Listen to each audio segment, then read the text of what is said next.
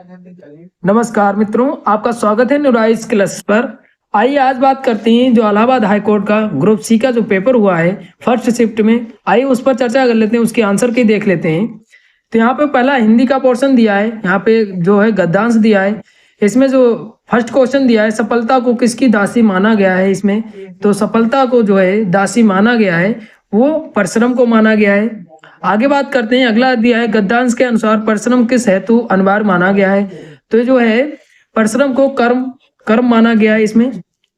आगे बात करते हैं, सोते हुए सिंह के मुख में मृग स्वयं प्रवेश नहीं करता है, मतलब कि बिना परिश्रम के सफलता नहीं आती है। तो इसका जो राइट आंसर हो जाएगा वो आंसर नंबर 2 वाला हो जाएगा, परिश्रम से ही सफलता मिलती है।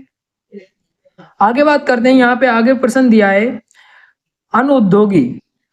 तो यहाँ पे जो राइट आंसर हो जाएगा, यहाँ पे पर्यायवाची नहीं पूछा है, तो यहाँ पे सुस्त, आलसी, निष्क्रिय और इसका कर्मठ जो हो जाएगा वो आंसर नंबर सही हो जाएगा 3 वाला। आगे बात करते हैं, यहाँ पे गद्यांश में शीर्षक पूछा है, तो शीर्षक जो है परिश्रम का महत्व इसमें बताया गया है गद्यांश में, याद रखिएगा। आगे बात करते हैं, यहाँ पे जानने की इच्छा, तो जानने की इच्छा जिज्ञासा बोली जाती है, ऑप्शन नंबर जो होगा 2 वाला सही हो जाएगा। अगला प्रश्न दिया है, यहाँ पे पूछा है कि जहां वाक्य पूरी तरह से रुक जाए तो पूर्ण विराम लगाया जाता है वाक्य को रोकने के लिए, याद रखिएगा। आगे बात करते हैं, अगला प्रश्न दिया है देश के बाहर माल भेजना, मतलब देश के बाहर माल भेजना इसको कहा जाता है निर्यात, निर्यात कहा जाता है। और अगर आता है देश में तो आयात कहा जाता है। तो इसका जो राइट आंसर हो जाएगा वो आंसर नंबर 3 वाला हो जाएगा, भेजना है तो निर्यात हो जाएगा। यहाँ पे पूछा है एक वचन, तो एक वचन जो है वो श्रीमती है, ऑप्शन नंबर 2 वाला सही हो जाएगा।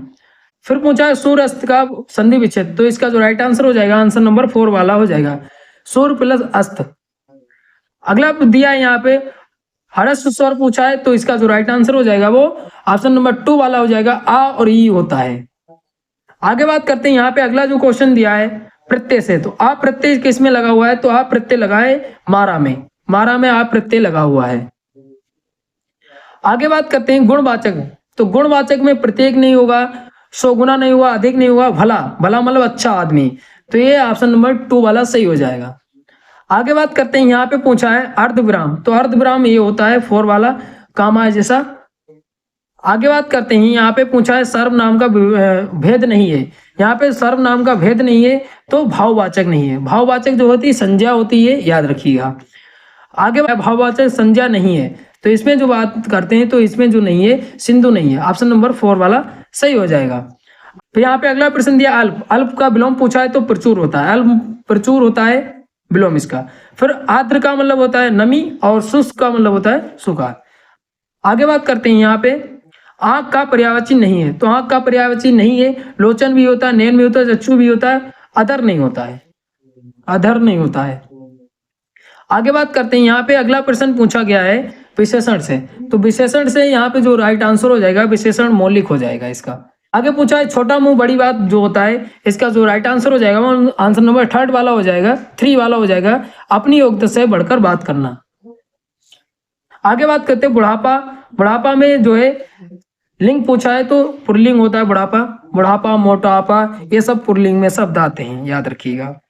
आगे प्रश्न पूछा है विकास शब्द में उपसर्ग, मतलब उपसर्ग जो होता है आगे जुड़ता है तो बी हो जाएगा, ऑप्शन नंबर 2 वाला सही हो जाएगा इसका। आगे बात करते हैं, यहाँ पे भरपेट, भरपेट में समास जो है वो ऑप्शन नंबर 3 वाला सही हो जाएगा, अब वही भाव समास है, याद रखिएगा। आगे बात करते हैं परास्त करना, तो परास्त करने का मुहावरा जो होगा चारों खाने चित्त करना, मतलब हरा देना। आगे बात करते हैं, यहाँ पे जीके जीएस का पोर्शन है, तो जीके जीएस में पोर्शन में बात कर लेते हैं। तो यहाँ पे जीके जीएस का जो पोर्शन दिया है, यहाँ पे पहला क्वेश्चन दिया है ऑस्ट्रेलिया की राजधानी पूछी है, तो ऑस्ट्रेलिया की राजधानी होती है कैनबरा, ऑप्शन नंबर 3 वाला सही हो जाएगा।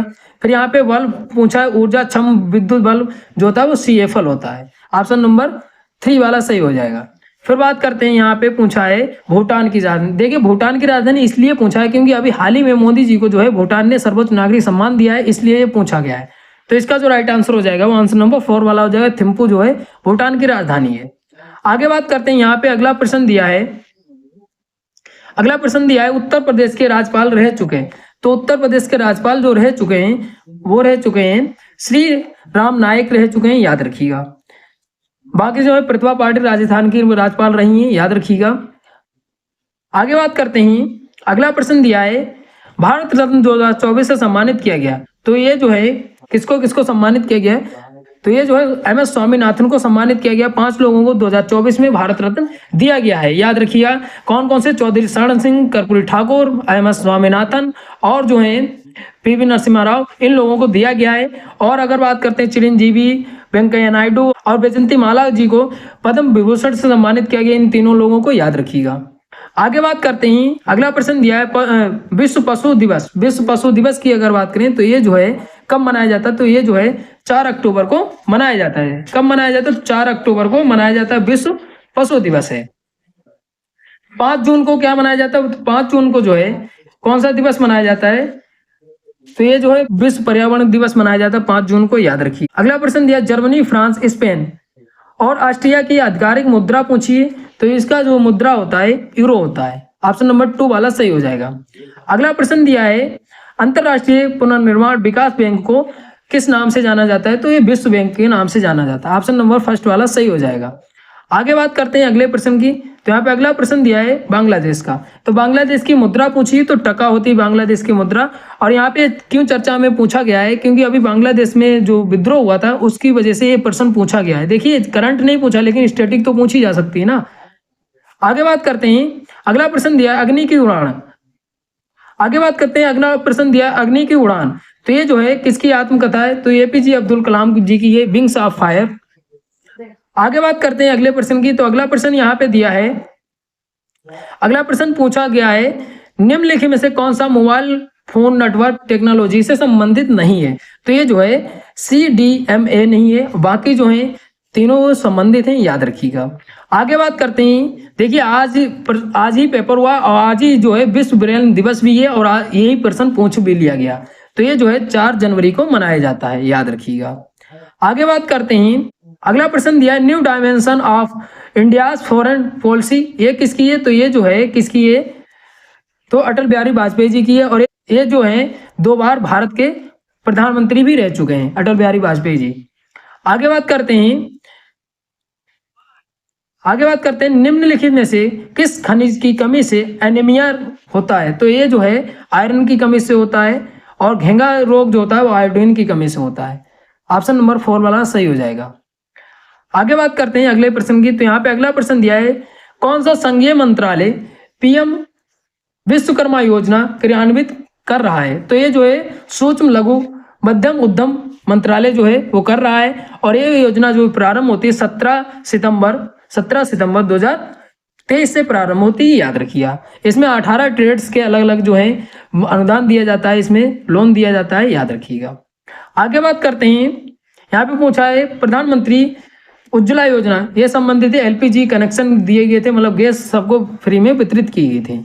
अगले प्रश्न की बात करें तो अगला दिया है निम्नलिखित में से कौन सा उपकरण भूकंप से संबंधित है, तो ये जो संबंधित है सिस्मोग्राफ संबंधित है। ऑप्शन नंबर जो होगा वो 3 वाला सही हो जाएगा। आगे बात करते हैं अगले प्रश्न की, तो अगला प्रश्न दिया है यहाँ पे, देखिए प्रश्न बड़े ध्यान से पढ़िएगा, ये प्रश्न बहुत ही इंटरेस्टिंग प्रश्न पूछा गया है। प्रश्न क्या पूछा गया, निम्नलिखित में से किन को नवंबर 2024 तक भारत सरकार द्वारा भारत रत्न से सम्मानित किया गया, तो इसका जो राइट आंसर हो जाएगा वो आंसर नंबर 1 वाला सही हो जाएगा। पुरुषोत्तम दास टंडन को सम्मानित किया गया है। वैसे तो अभी 2024 की अगर बात करें तो 5 लोगों को दिया गया था, अभी पीछे प्रश्न भी पूछा गया था। आगे बात करते हैं अगले प्रश्न की, तो अगला प्रश्न दिया उत्तर प्रदेश का कछुआ अभ्यारण्य पूछा है किस जिले में, उत्तर प्रदेश के, तो उत्तर प्रदेश के किस जिले में, तो वाराणसी में। ऑप्शन नंबर 4 वाला सही हो जाएगा, वाराणसी में। और अगर बात करते हैं कितने जिले हैं, तो 75 जिले हैं उत्तर प्रदेश में, याद रखिए। उत्तर प्रदेश के CM जो है योगी आदित्यनाथ जी हैं, याद रखिएगा। यहाँ पे पूछा है दृष्टिहीनता जो है कौन सी विटामिन की कमी से होता है, तो विटामिन A की कमी से होता है। अगर इसको भरपूर मात्रा में लेना है तो ये जो है सबसे ज्यादा पाया जाता है गाजर में, याद रखिएगा। आगे बात करें, अगला प्रश्न दिया है 26 जनवरी 2024 को भारतीय गणतंत्र दिवस समारोह में मुख्य अतिथि कौन थे, तो ये जो थे फ्रांस के राष्ट्रपति थे, फ्रांस के राष्ट्रपति थे, याद रखिएगा। कौन थे, तो फ्रांस के राष्ट्रपति थे। और फ्रांस के राष्ट्रपति कौन थे, तो इमैनुअल मैक्रो थे, याद रखिए। इस बार कौन आएंगे 2025 में, तो इस बार जो है इंडोनेशिया के राष्ट्रपति आएंगे, याद रखिएगा। ये भी पॉइंट जो है महत्वपूर्ण बन जाता है। आगे बात करते हैं उत्तर प्रदेश में कुंभ मेला किन नदियों के संगम पर मनाया जाता है? तो ये जो है गंगा यमुना सरस्वती की संगम पर मनाया जाता है, त्रिवेणी बोला जाता है, याद रखिएगा। आगे बात करते हैं सोहागी बरवा वन्य प्राणी अभ्यारण्य उत्तर प्रदेश के किस जिले में स्थित है? तो ये जो है महाराजगंज में स्थित है। ऑप्शन नंबर फर्स्ट वाला सही हो जाएगा।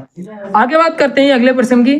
तो यहाँ पे अगला प्रश्न दिया है संयुक्त राष्ट्र संघ द्वारा निम्नलिखित में से किस दिन को मानव अधिकार दिवस मनाया जाता है? तो ये जो मनाया जाता है वो 10 दिसंबर को मनाया जाता है मानव अधिकार दिवस। अगला प्रश्न दिया प्रधानमंत्री नरेंद्र मोदी ने किस वर्ष राष्ट्रीय पशु रोग नियंत्रण कार्यक्रम शुरू किया? तो ये जो शुरू किया है वो 2019 में शुरू किया, 11 सितंबर 2019 को शुरू किया था। तो ये तो हिंदी और जीके जीएस का पोर्शन था। मिलते हैं अगली वीडियो में, तब तक के लिए धन्यवाद।